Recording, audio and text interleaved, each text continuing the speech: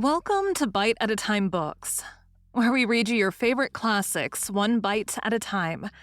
My name is Bree Carlile, and I love to read and wanted to share my passion with listeners like you. You can sign up for our newsletter at biteatatimebooks.com. You'll also find our new t-shirts in the shop, including podcast shirts and quote shirts from your favorite classic novels. Be sure to follow my show on your favorite podcast platform so you get all the new episodes. We're part of the Bite at a Time Books Productions Network. If you'd also like to hear what inspired your favorite classic author to write their novels, and what was going on in the world at the time, check out the Bite at a Time Books Behind the Story podcast, wherever you listen to podcasts. Today we will be returning to Les Miserables by Victor Hugo. Chapter 3. The Vicissitudes of Flight. This is what had taken place that same night at the La Force. An escape had been planned between Babet, Brujon, Guillaume, and Thénardier. Although Thénardier was in close confinement, Babet had arranged the matter for his own benefit on the same day as the reader has seen from Montparnasse's account to Gavroche. Montparnasse was to help them from outside. Brujon, after having passed a month in the punishment cell, had time in the first place to weave a rope, in the second to mature a plan. In former times, those severe places where the discipline of the prison delivers the convict into his own hands were composed of 4 stone walls, a stone ceiling, a flagged pavement, a camp bed, a grated window, and a door lined with iron, and were called dungeons. But the dungeon was judged to be too terrible. Nowadays, they are composed of an iron door, a grated window, a camp bed, a flagged pavement, 4 stone walls, and a ceiling, and are called chambers of punishment. A little light penetrates towards midday. The inconvenient point about these chambers, which, as the reader sees, are not dungeons, is that they allow the persons who should be at work to think. So Brujon meditated, and he emerged from the chamber of punishment with a rope. As he had the name of being very dangerous in the Charlemagne courtyard, he was placed in the new building. The first thing he found in the new building was Guillaume. The second was a nail. Guillaume, that is to say, crime. A nail, that is to say, liberty. Brujon, of whom it is high time that the reader should have a complete idea, was with an appearance of delicate health and a profoundly meditated languor, a polished, intelligent sprig, and a thief who had a caressing glance and an atrocious smile. His glance resulted from his will, and his smile from his nature. His first studies in his art had been directed to roofs. He had made great progress in the industry of the men who tear off lead, who plunder the roofs and despoil the gutters by the process called double pickings. The circumstance, which puts the finishing touch on the moment peculiarly favorable for an attempted escape, was that the roofers were relaying and rejointing at that very moment a portion of the slates on the prison. The St. Bernard courtyard was no longer absolutely isolated from the Charlemagne and the St. Louis courts. Up above, there were scaffoldings and ladders. In other words, bridges and stairs in the direction of liberty. The new building, which was the most cracked and decrepit thing to be seen anywhere in the world, was the weak point in the prison. The walls were eaten by salpetriere, to such an extent that the authorities had been obliged to line the vaults of the dormitories with a sheathing of wood, because stones were in the habit of becoming detached and falling on the prisoners in their beds. In spite of this antiquity, the authorities committed the error of confining in the new building the most troublesome prisoners, of placing there the hard cases, as they say in prison parlance. The new building contained 4 dormitories, one above the other, and a top story which was called the Bel Air, fine air. A large chimney flue, probably from some ancient kitchen of the Dukes de la Force, started from the ground floor, traversed all 4 stories, cut the dormitories, where it figured as a flattened pillar, into 2 portions, and finally pierced the roof. Guillaume and Brujon were in the same dormitory. They had been placed, by way of precaution, on the lower story. Chance ordained that the heads of their beds should rest against the chimney. Thénardier was directly over their heads, in the top story known as fine air. The pedestrian who halts on the Rue Culture St. Catherine after passing the barracks of the firemen in front of the porte cochere of the bathing establishment beholds a yard full of flowers and shrubs in wooden boxes, at the extremity of which spreads out a little white rotunda with 2 wings, brightened up with green shutters, the bucolic dream of Jean-Jacques. Not more than 10 years ago, there rose above that rotunda an enormous black, hideous, bare wall, by which it was backed up. This was the outer wall of La Force. This wall, beside that rotunda, was Milton, viewed through Berquin. Lofty as it was, this wall was overtopped by a still blacker roof, which could be seen beyond. This was the roof of the new building. There one could descry 4 dormer windows. Guarded with bars, they were the windows of the fine air. A chimney pierced the roof. This was the chimney which traversed the dormitories. The Bel Air, that top story of the new building, was a sort of large hall with a mansard roof, guarded with triple gratings and double doors of sheet iron, which were studded with enormous bolts. When one entered from the north end, one had on one's left the 4 dormer windows, on one's right, facing the windows at regular intervals, 4 square, tolerably vast cages, separated by narrow passages, built of masonry to about the height of the elbow, and the rest, up to the roof, of iron bars. Thénardier had been in solitary confinement in one of these cages since the night of the 3rd of February. No one was ever able to discover how, and by what connivance he succeeded in procuring and secreting a bottle of wine, invented, so it is said, by Desrues, with which a narcotic is mixed, in which the band of the endormeurs, or sleep compellers, rendered famous. There are, in many prisons, treacherous employees, half jailers, half thieves, who assist in escapes, who sell to the police an unfaithful service, and who turn a penny whenever they can. On that same night, then, when little Gavroche picked up the 2 lost children, Brujon and Guelemer, who knew that Babet, who had escaped that morning, was waiting for them in the street as well as Montparnasse, rose softly, and with the nail which Brujon had found, began to pierce the chimney against which their bed stood. The rubbish fell on Brujon's bed, so that they were not heard. Showers mingled with thunder shook the doors on their hinges and created in the prison a terrible and opportune uproar. Those of the prisoners who woke pretended to fall asleep again, and left Guelemer and Brujon to their own devices. Brujon was adroit. Guelemer was vigorous. Before any sound had reached the watcher, who was sleeping in the grated cell which opened into the dormitory, the wall had been pierced, the chimney scaled, the iron grating which barred the upper orifice of the flue forced, and the 2 redoubtable ruffians were on the roof. The wind and rain redoubled. The roof was slippery. "What a good night to leg it," said Brujon. An abyss 6 feet broad and 80 feet deep separated them from the surrounding wall. At the bottom of this abyss, they could see the musket of a sentinel gleaming through the gloom.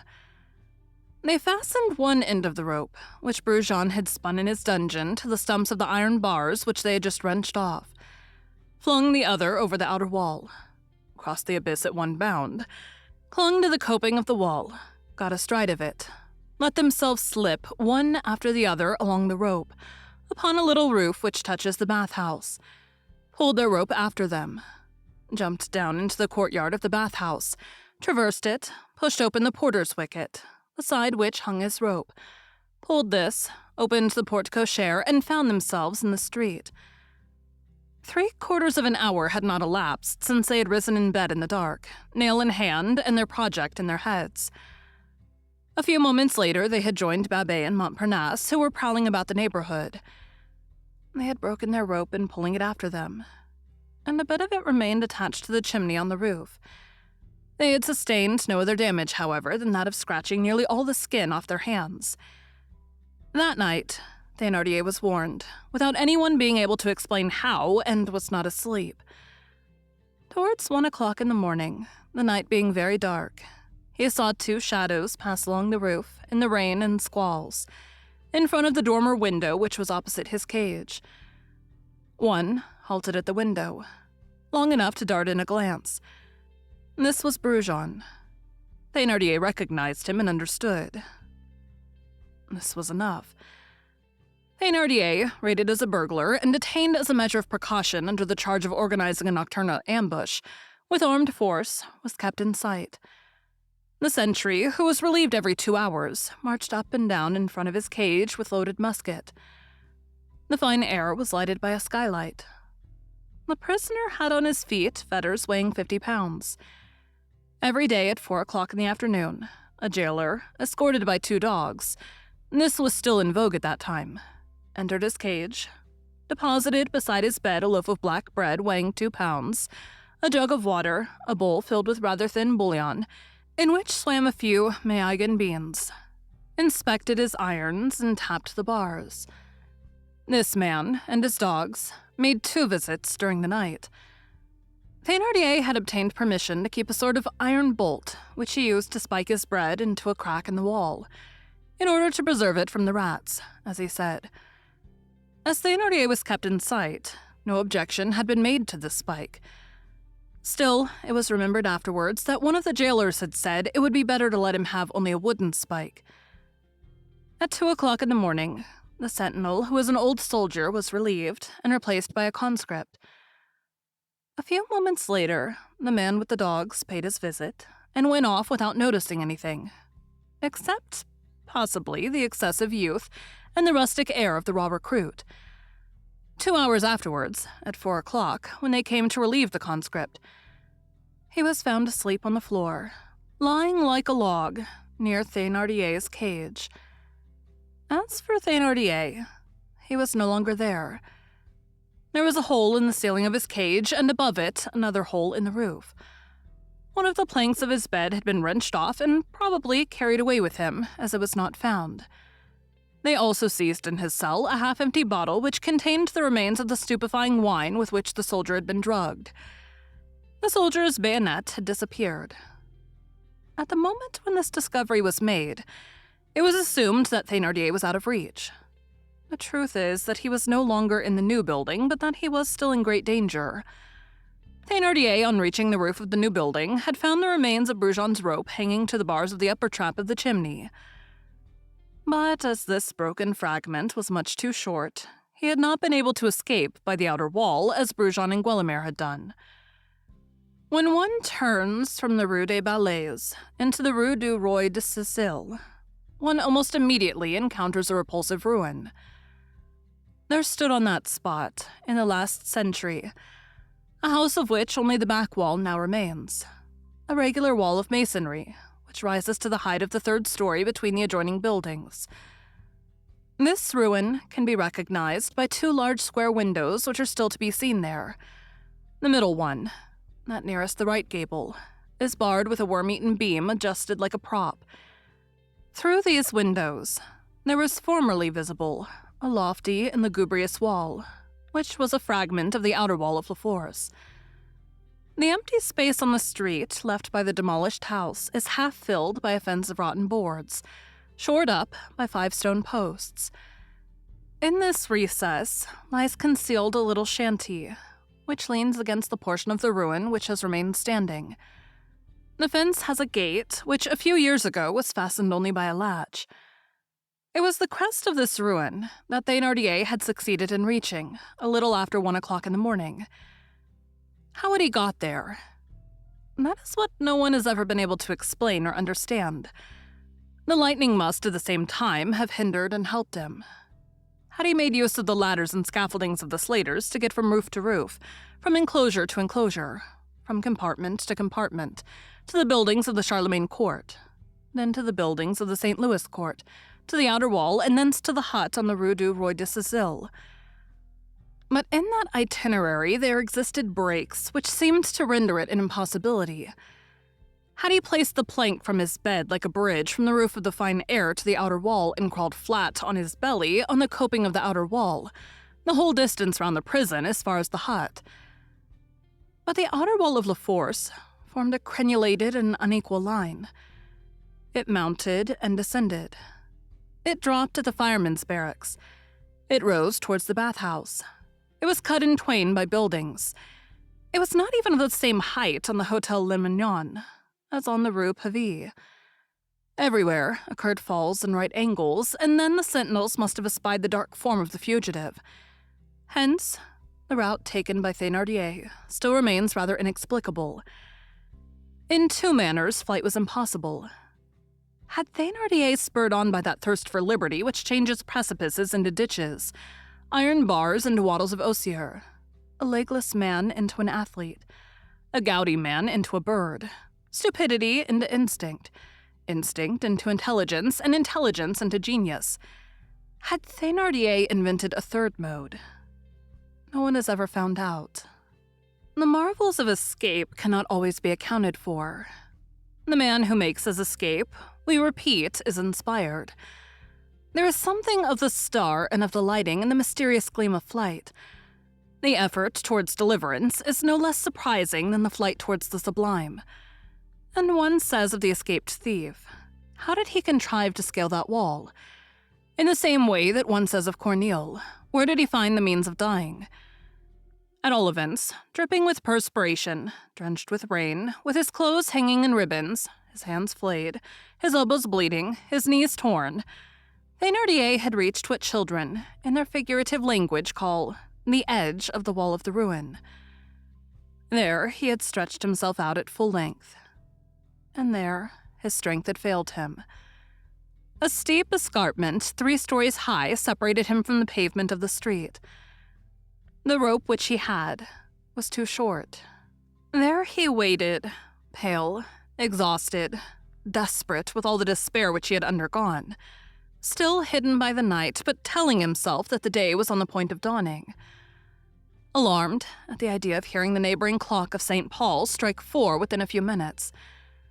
An hour when the sentinel was relieved, and when the latter would be found asleep under the pierced roof, staring in horror at a terrible depth. At the light of the street lanterns, the wet black pavement, that pavement longed for yet frightful, which meant death and which meant liberty. He asked himself whether his 3 accomplices in flight had succeeded, if they had heard him and if they would come to his assistance. He listened. With the exception of the patrol, no one had passed through the street since he had been there. Nearly the whole of the descent of the market gardeners from Montreal, from Charonne, from Vincennes, and from Bercy to the markets was accomplished through the Rue Saint-Antoine. 4 o'clock struck. Thénardier shuddered. A few moments later, that terrified and confused uproar which follows the discovery of an escape broke forth in the prison. The sound of doors opening and shutting, the creaking of gratings on their hinges, a tumult in the guardhouse, the hoarse shouts of the turnkeys, the shock of musket butts on the pavement of the courts reached his ears. Lights ascended and descended past the grated windows of the dormitories. A torch ran along the ridgepole of the top story of the new building. The firemen belonging in the barracks on the right had been summoned. Their helmets, which the torch lighted up in the rain, went and came along the roofs.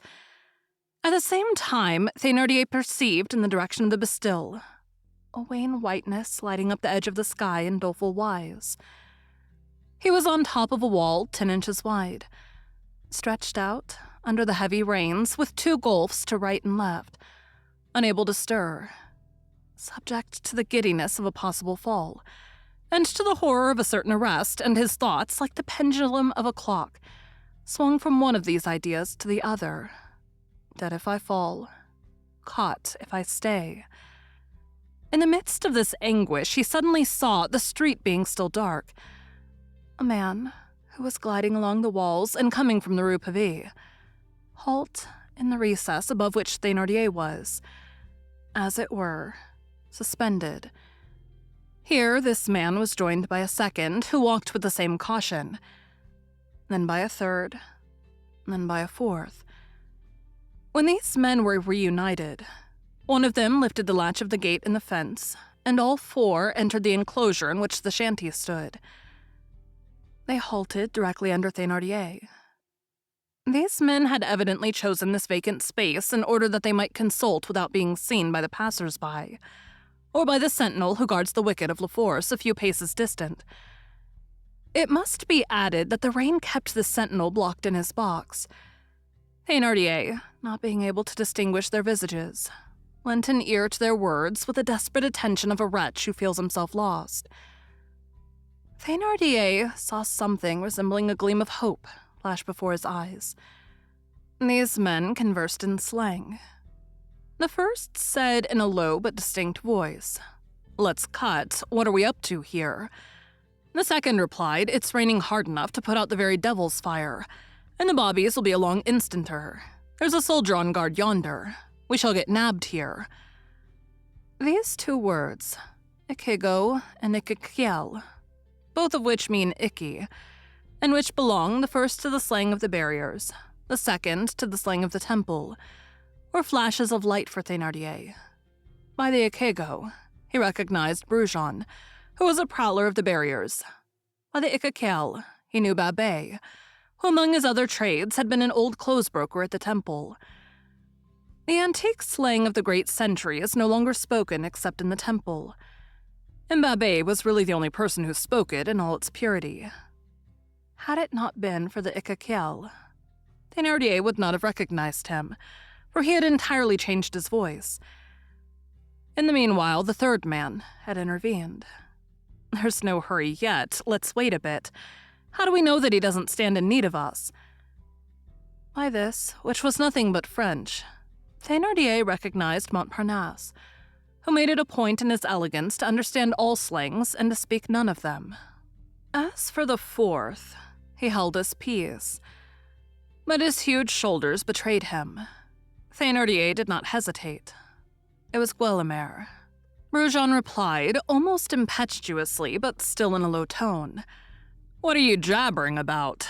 The tavern keeper hasn't managed to cut his stick. He don't tumble to the racket, that he don't. You have to be a pretty knowing cove to tear up your shirt, cut up your sheets to make a rope, punch holes in doors, get up false papers, make false keys, file your irons, hang out your cord, hide yourself, and disguise yourself. The old fellow hasn't managed to play it. He doesn't understand how to work the business." Babet added, still in that classical slang which was spoken by Paul Hilaire and Cartouche, and which is to the bold, new, highly colored, and risky argot used by Brujon, what the language of Racine is to the language of André Chenier. "Your tavern keeper must have been nabbed in the act. You have to be knowing. He's only a greenhorn. He must have let himself be taken in by a bobby, perhaps even by a sheep who played it on him as his pal. Listen, Montparnasse, do you hear those shouts in the prison? You've seen all those lights. He's recaptured there. He'll get off with 20 years. I ain't afraid. I ain't a coward. But there ain't anything more to do, or otherwise they'd lead us a dance. Don't get mad. Come with us. Let's go drink a bottle of old wine together." "One doesn't desert one's friends in a scrape," grumbled Montparnasse. "I tell you he's nabbed," retorted Brujon. "At the present moment, the innkeeper ain't worth a ha'penny. We can't do nothing for him. Let's be off. Every minute I think a bobby has got me in his fist." Montparnasse no longer offered more than a feeble resistance. The fact is that these four men, with the fidelity of ruffians who never abandon each other, had prowled all night long about La Force, great as was their peril, in the hope of seeing Thénardier make his appearance on the top of some wall. But the night, which was really growing too fine, for the downpour was such as to render all the streets deserted, the cold which was overpowering them, their soaked garments, their hole-ridden shoes, the alarming noise which had just burst forth in the prison, the hours which had elapsed, the patrol which they had encountered, the hope which was vanishing, all urged them to beat a retreat. Montparnasse himself, who was perhaps almost Thénardier's son-in-law, yielded. A moment more, and they would be gone. Thénardier was panting on his wall, like the shipwrecked sufferers of the Méduse on their raft when they beheld the vessel which had appeared in sight vanish on the horizon. He dared not call to them.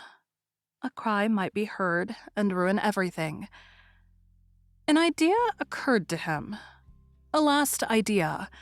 A flash of inspiration. he drew from his pocket the end of Brujon's rope, which he had detached from the chimney of the new building and flung it into the space enclosed by the fence. This rope fell at their feet. "A widow," said Babet. "My tortoise," said Brujon. "A tavern keeper is there," said Montparnasse. They raised their eyes. Thénardier thrust out his head a very little. "Quick," said Montparnasse. "Have you the other end of the rope, Brujon?" "Yes." "Knot the two pieces together. We'll fling him the rope, he can fasten it to the wall, and he'll have enough of it to get down with." Thénardier ran the risk and spoke. "I'm paralyzed with cold. We'll warm you up. I can't budge. Let yourself slide. We'll catch you. My hands are benumbed. Only fasten the rope to the wall. I can't. And one of us must climb up," said Montparnasse. "3 stories," ejaculated Brujon. An ancient plaster flue, which had served for a stove that had been used in the shanty in former times, ran along the wall and mounted almost to the very spot where they could see Thénardier. This flue, then much damaged and full of cracks, has since fallen, but the marks of it are still visible. It was very narrow. "One might get up by the help of that," said Montparnasse. "By that flue?" exclaimed Babet. "A grown-up cove? Never. It would take a brat." "A brat must be got," resumed Brujon. "Where are we to find a young'un?" said Gueulemer. "Wait," said Montparnasse. "I've got the very article." He opened the gate of the fence very softly, made sure that no one was passing along the street, stepped out cautiously, shut the gate behind him, and set off at a run in the direction of the Bastille. 7 or 8 minutes elapsed. 8,000 centuries to Thénardier. Babet, Brujon, and Gueulemer did not open their lips. At last, the gate opened once more, and Montparnasse appeared breathless and followed by Gavroche.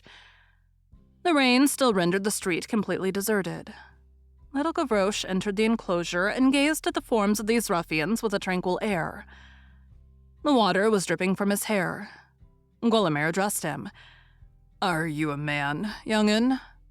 Gavroche shrugged his shoulders and replied, "A young'un like me is a man, and men like you are babes." "The brat's tongue's well hung," exclaimed Babet. "The Paris brat ain't made of straw," added Brujon.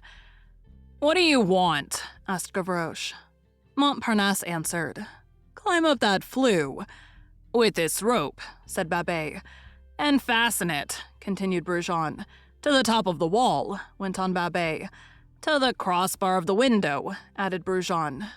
"And then?" said Gavroche. "There," said Gueulemer. The gamin examined the rope, the flue, the wall, the windows, and made that indescribable and disdainful noise with his lips, which signifies, "Is that all?" "There's a man up there, whom you are to save," resumed Montparnasse. "Will you?" began Brujon again. "Greenhorn," replied the lad, as though the question appeared a most unprecedented one to him. And he took off his shoes. Gueulemer seized Gavroche by one arm, set him on the roof of the shanty, whose worm-eaten planks bent beneath the urchin's weight, and handed him the rope which Brujon had knotted together during Montparnasse's absence. The gamin directed his steps toward the flue, which it was easy to enter, thanks to a large crack which touched the roof. At the moment when he was on the point of ascending, Thénardier, who saw life and safety approaching, bent over the edge of the wall. The first light of dawn struck wide upon his brow, dripping with sweat, upon his livid cheekbones, his sharp and savage nose, his bristling gray beard, and Gavroche recognized him. "Hello, it's my father. Oh, that won't hinder." And taking the rope in his teeth, he resolutely began the ascent. He reached the summit of the hut, bestrode the old wall as though it had been a horse, and knotted the rope firmly to the upper crossbar of the window. A moment later, Thénardier was in the street. As soon as he touched the pavement, as soon as he found himself out of danger, he was no longer either weary or chilled or trembling. The terrible things from which he had escaped vanished like smoke. All that strange and ferocious mind awoke once more and stood erect and free, ready to march onward. These were this man's first words. Now, whom are we to eat? It is useless to explain the sense of this frightfully transparent remark, which signifies both to kill, to assassinate, and to plunder. To eat, true sense, to devour. Let's get well into a corner, said Brujon. Let's settle it in 3 words and part at once. There was an affair that promised well in the Rue Plummet. A deserted street, an isolated house, an old rotten gate on a garden, and lone women. Well, why not? Demanded Thénardier. Your girl Éponine went to see about the matter, replied Babet. And she brought a biscuit to Magnon, added Gueulemer. Nothing to be made there. The girl's no fool, said Thénardier. Still, it must be seen to. Yes, said Brujon. It must be looked up. In the meanwhile, none of the men seemed to see Gavroche, who during this colloquy had seated himself on one of the fence posts. He waited a few moments, thinking that perhaps his father would turn towards him. Then he put on his shoes again and said, Is that all? You don't want any more, my men. Now you're out of your scrape, I'm off. I must go and get my brats out of bed. And off he went. The 5 men emerged, one after another, from the enclosure. When Gavroche had disappeared at the corner of the Rue des Ballets, Babet took Thénardier aside. Did you take a good look at that young'un? He asked. What young'un? The one who climbed the wall and carried you the rope. Not particularly. Well, I don't know, but it strikes me that it was your son. Bah, said Thénardier. Do you think so? Thank you for joining Bite at a Time Books today, while we read a bite of one of your favorite classics.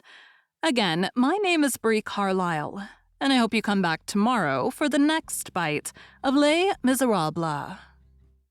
Don't forget, you can sign up for our newsletter at biteatatimebooks.com. And while you're there, check out our t-shirt shop. You can look in the show notes or on our website, biteatatimebooks.com, for the rest of the links for our show. We'd love to hear from you on social media. You can find us everywhere at Bite at a Time Books.